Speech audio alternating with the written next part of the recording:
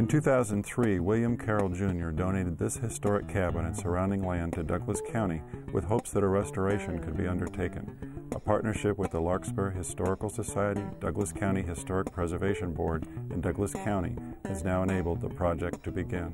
Today we're down at the Crull Cabin, down by the KOA in Larkspur, talking about a historic renovation that we started approximately 3 years ago. We knew that this property was going to be coming under development, and there was a white house that had been here for years and years and years, and we wanted to do some investigation with the house and see if it was worth restoring or what. When we went inside the house, we realized that there was actually a log cabin within the house, and we thought that was kind of an interesting scenario. So we decided that maybe we would investigate this. We knew that Sheriff John Hammond, he raised turkeys here, turkeys and cows, and his daughter lived here for a number of years in the early 50s and raised her family. And so we thought, well, let's check this out.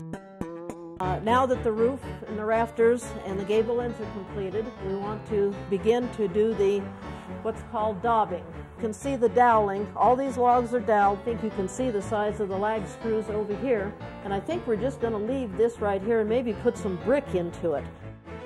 After restoration, Douglas County will add this property to their open space inventory, allowing school children and the general public to enjoy this wonderful example of early life on the frontier.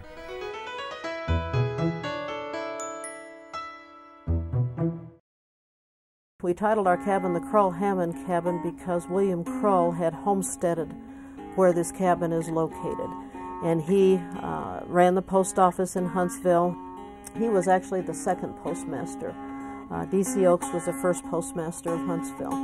Huntsville had the first territorial post office in the Colorado Territory. Before that time, settlers had to go to Denver, where there was a federal territorial post office. So it was a great improvement once the territorial road was established to be able to get your mail down in Huntsville. The first thing that had to be done, it was not level, so we had a company come in and they actually jacked up the cabin and put new rock around the foundation. It never had a full foundation around it. It was just rock kind of here and there all the way around, but they went ahead and shored it up and squared up the foundation. And then we began to plan our fundraising to see if we could raise some money, and if the county could come up with some more money to go ahead and complete the renovation. So is this a typical activity for your historical society, or is this the first of a kind? As far as the Crull Cabin goes? As far as what you're doing with the renovation? This is the first of a kind that I am aware of, certainly for Larkspur Historical Society. I believe it's going to show a very good description of early construction methods, and I think that it was fun to watch the renovation of it, to put on a roof, and to kind of pretend that you were in those early times and what life would have been like down there.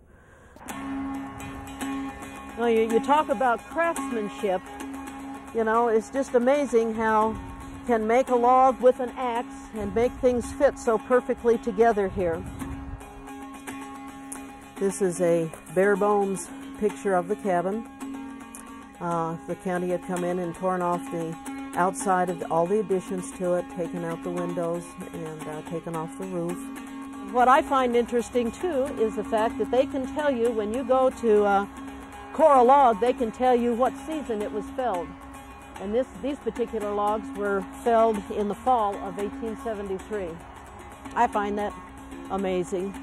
You can see where some of the cores were taken out. Here's one place that was drilled out to take a core sample.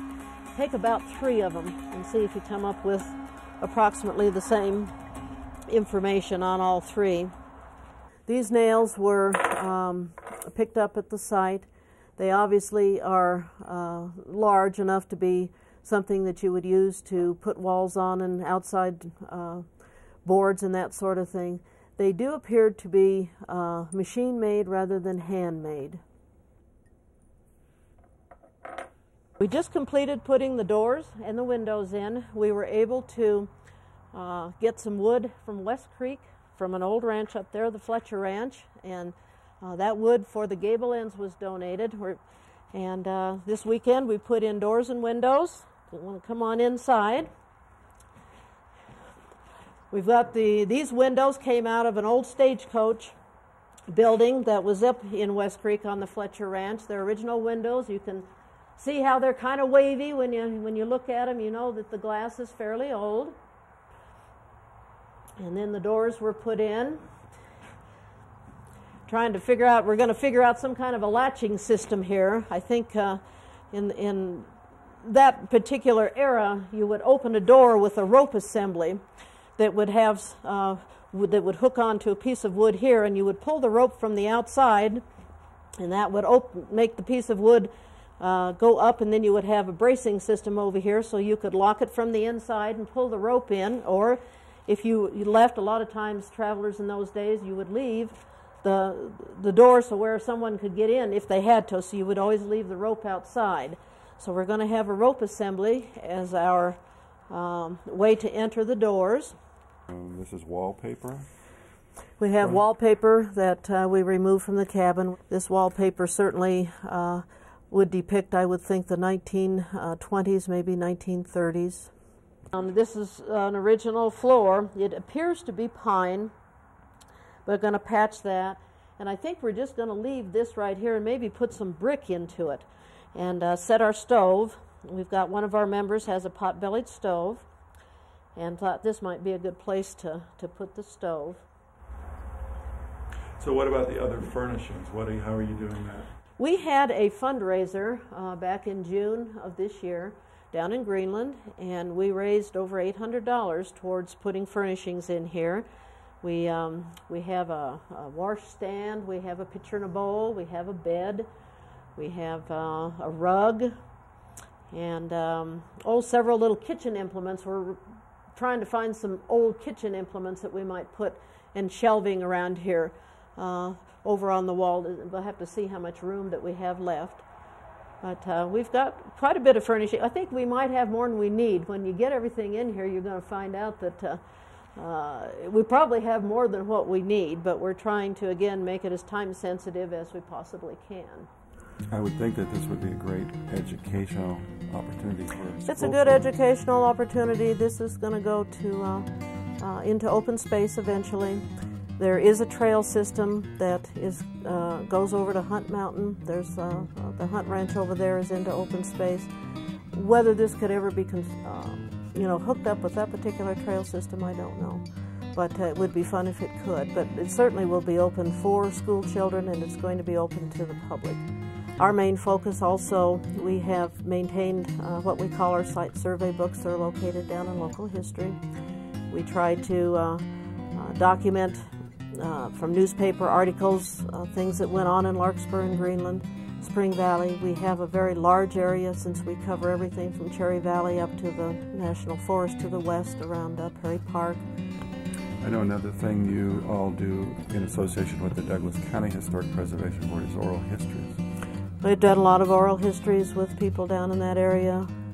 But this has been one of the larger projects we have done. We were involved in the Greenland open space, documenting history of Greenland, signage, documentation, and things like that. We did all of that.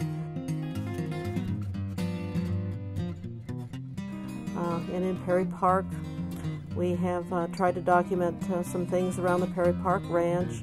This used to be a stage stop. The stage came through from Denver to Colorado Springs, and people stopped and carved their initials and their names. 1871, 1910. Up above me, there's 1876. And we did a video, you guys did the video for the Perry Park area, history of Perry Park, and that is so significant down there. In his logs, Hayden called the area Pleasant Park. Hayden was accompanied by renowned artist and photographer William Henry Jackson. Jackson captured much of the area's unique scenery on canvas and in photographs. The rose-colored rock formations in the hills overlooking Plum Creek soon became a favorite subject for Jackson.